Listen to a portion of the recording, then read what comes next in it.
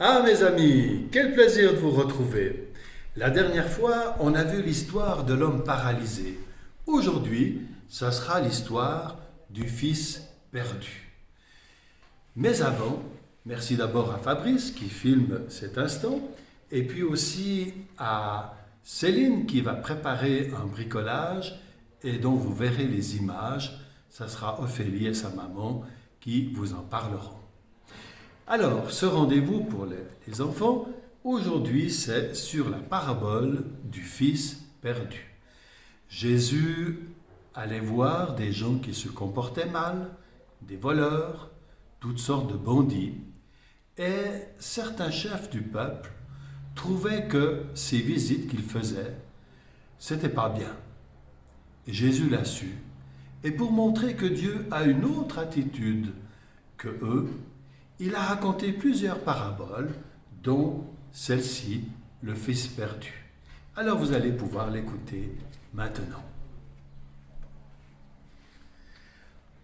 Un homme avait deux fils. Le plus jeune dit à son père, mon père, donne-moi la part de notre fortune qui doit me revenir. Alors le père partagea la fortune entre ses deux fils.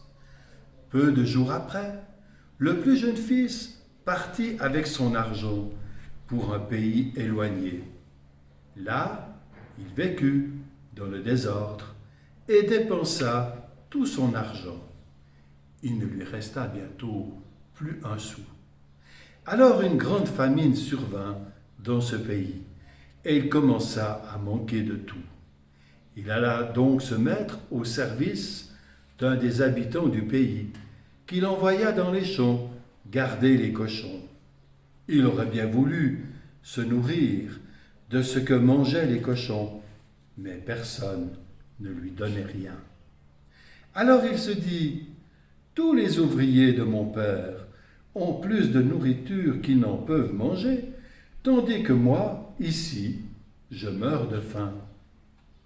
Et il partit pour retourner chez son père.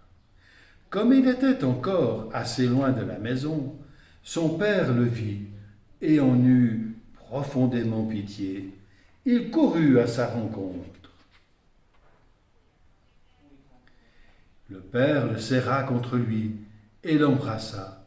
Le fils lui dit alors, mon père, j'ai péché contre Dieu et contre toi. Je ne suis plus digne d'être ton fils. Mais le père dit à ses serviteurs, dépêchez-vous d'apporter la plus belle robe et mettez-la lui. Passez-lui une bague au doigt et des chaussures aux pieds et faisons un joyeux repas. Quand le fils aîné rentra de son travail, son père vint lui dire, ton frère est de retour, viens avec nous. Soyons heureux, faisons joyeuse fête. Ton frère était perdu et il est retrouvé. Et maintenant, pour tous les enfants qui ont envie de le faire, vous pouvez envoyer un dessin à la paroisse, soit par courrier ou sur le site de la paroisse. Et d'ici le 20 juin, nous mettrons sur le site de la paroisse tous les dessins que nous aurons reçus. Alors, bon amusement à tous et à bientôt. Au revoir. Bonjour, aujourd'hui nous allons vous montrer comment faire une guirlande. Alors pour cela vous avez besoin d'une paire de ciseaux, d'un tube de colle, des crayons de couleur ou des feutres et une feuille A4 blanche colorée.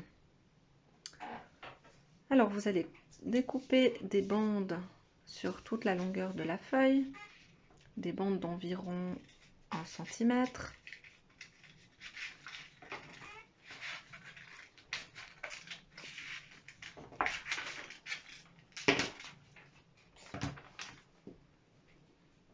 Voilà, vous en faites quelques-unes. Ensuite, vous pouvez les colorier pour faire des petits cœurs, des petites étoiles Ou si vous avez des petits tampons, mettre des petits tampons sur la feuille.